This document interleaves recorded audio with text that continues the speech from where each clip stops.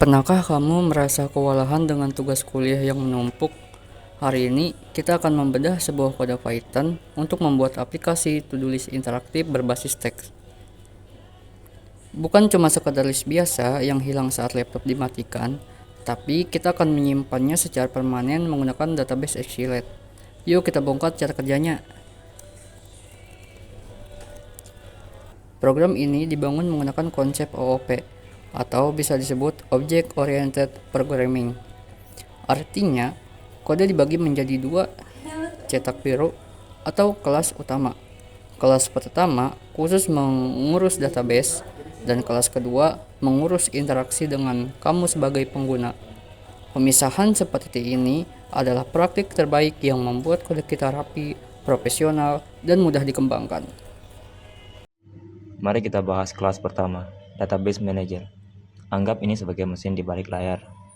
Saat aplikasi pertama kali dijalankan, ia otomatis memanggil fungsi init/db untuk membuat file database bernama to-do-list.db dan menyiapkan tabel bernama tugas.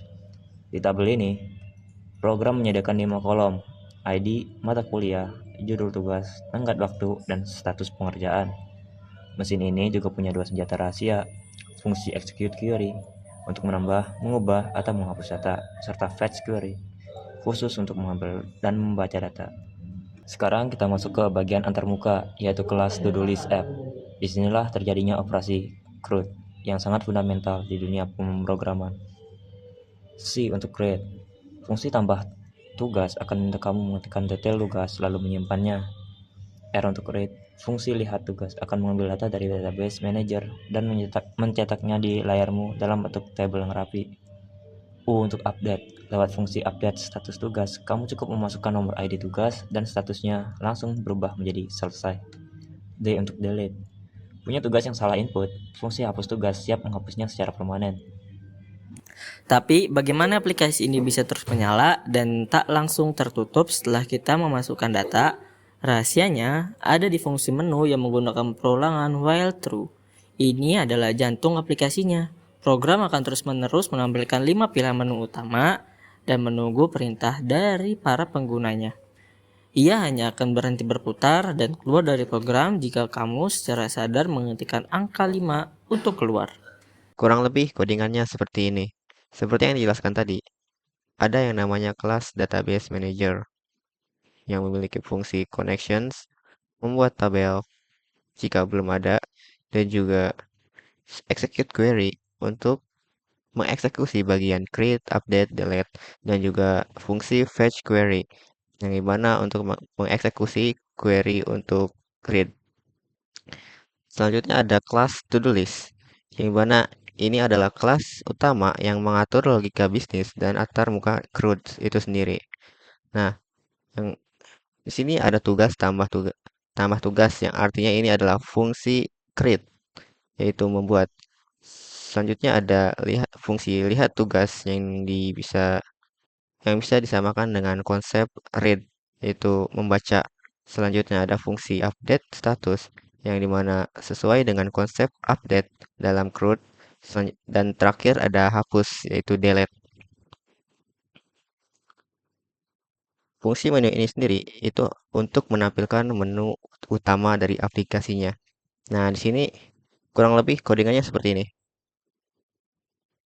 Kita lihat dari atas. Nah, import, bikin kelas data manager, lalu buat kelas to-do list application, dan terakhir adalah pemanggilan untuk menjalankan program.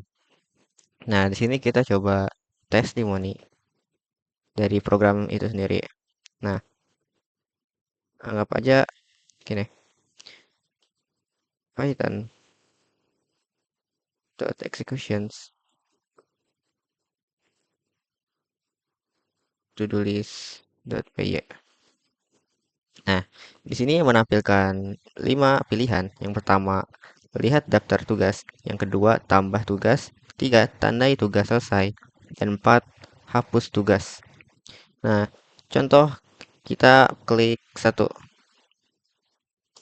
Di sini dia akan memunculkan berbagai tugas yang pernah dia buat beserta identitasnya mulai dari ID, mata kuliah, judul, deadline, dan status. Nah, untuk pilihan yang kedua itu create, yang mana ini tuh fungsinya untuk menambahkan tugas yang baru. Misal di sini ada mata kuliah algoritma dan pemrograman. Nah, judul tugasnya itu tugas laporan praktikum. Deadline-nya kan tinggal kasih 2026 dengan format 2026 ini tahun, 06 ini bulan, dan 01 itu tanggal.